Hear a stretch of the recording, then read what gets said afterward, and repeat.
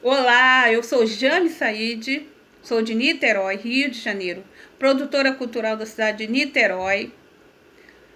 Sou multiartista da cidade de Niterói. Hoje estou aqui no canal YouTube Foca na Cultura, organizando Sarau Florescer NIT, Semana de Artes Moderna, homenagem à Semana de Arte Moderna de 1922. E hoje também, especialmente, estou trazendo para vocês uma palestra sobre essa Semana de Arte Moderna de 1922. A Semana de Arte Moderna de 1922 é um dos mais importantes eventos artísticos que ocorreram no Brasil, revolucionando as artes em praticamente todas as suas vertentes. Vamos recordar a magnitude desse evento e entender como ele contribuiu para que as artes brasileiras tivessem uma identidade verdadeiramente nacional. Também conhecida como a Semana de 22. A Semana de Arte Moderna de 1922 aconteceu em São Paulo entre os dias 11 e 18 de fevereiro, no Teatro Municipal da cidade. O evento teve o apoio do governador do estado de São Paulo na época, que era o Washington Luiz. Na semana de 22, a cada dia, eram expostas diferentes artes, como a pintura, como a escultura, a poesia, a literatura e a música. O evento fez com que o movimento artístico surgisse e ganhasse força no Brasil. O modernismo foi a semana de 22 que proporcionou uma verdadeira quebra de paradigmas na sociedade, criando uma linguagem para as artes muito mais moderna e com muito mais liberdade. Novos conceitos artísticos surgiram, assim como a forma de praticá-los. A poesia, que era antes só escrita, passou a também ser declamada.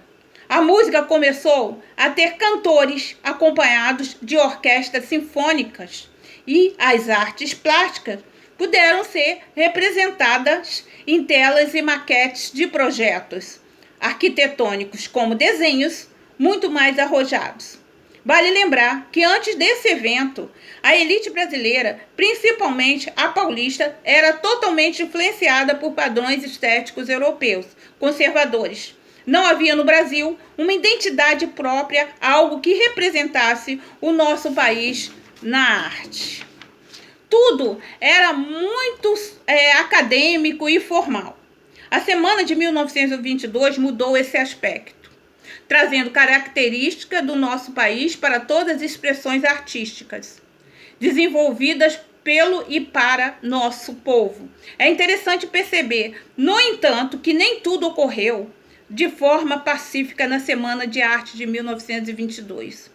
O evento ocorreu em meio a um cenário delicado do nosso país, econômicos e sociais da República Velha, na época da chamada política do café com leite. Também houve resistências intelectuais, de vários intelectuais da época, que preferiam seguir as artes europeias, do que as brasileiras, e queria que todos seguissem suas inspirações europeias.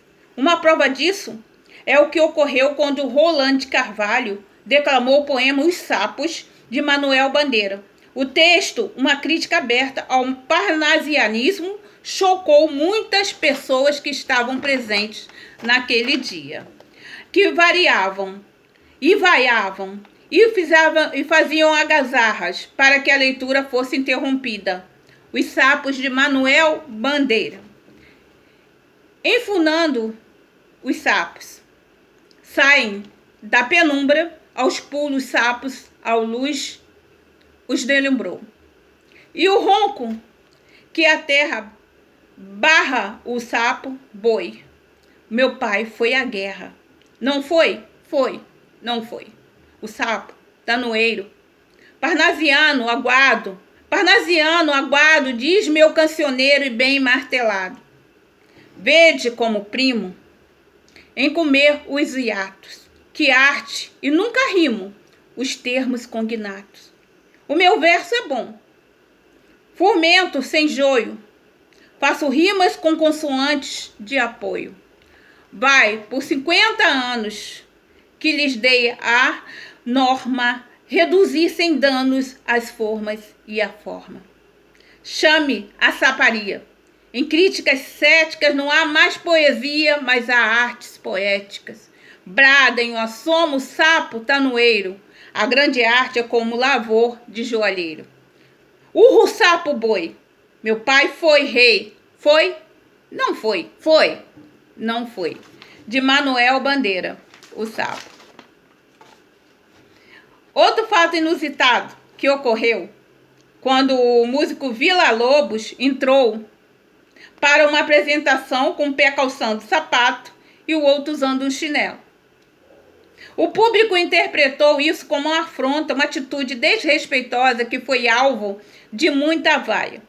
Mais tarde, o maestro explicou que a vestimenta não era uma expressão artística. Ele apenas usou chinelo e um dos pés porque estava com o calo inflamado e não havia possibilidade de colocar sapato fechado. As reações negativas de parte do público também geraram publicações conservadoras na época da imprensa. Muitos críticos e colunistas dos jornais da época trataram os artistas com termos como futuristas endiabrados e espíritos cretinos e débeis, entre outros. Com o passar dos anos, percebeu-se a grandiosidade da Semana de Arte Moderna de 1922. Ela reflete até hoje na forma como nós brasileiros produzimos e consumimos a arte, não é? Sem os movimentos modernistas, é bem provável que o tropicalismo e a bossa nova, já marcas da nossa cultura, não fosse como conhecemos hoje ou sequer existissem. A música, a literatura, a poesia, o cinema, a publicidade, a arquitetura, são diversos segmentos que até hoje bebem da fonte da Semana de 1922. São diversos nomes artistas, hoje consagrados, que surgiram ou se destacaram na Semana de 1922, como Tarsila do Amaral, de Cavalcante, Anita Malfatti, Vicente do Rego Monteiro. Na literatura destacaram-se grandes escritores e poetas: Carlos Drummond de Andrade, João Cabral de Melo Neto, Vinícius de Moraes, Mário de Andrade, Graciliano Ramos, Manuel Bandeira, Clarice Lispector, Cecília Meirelles, Jorge Amado, e na música Heitor Villa-Lobos, Guiomar Novaes e entre outros.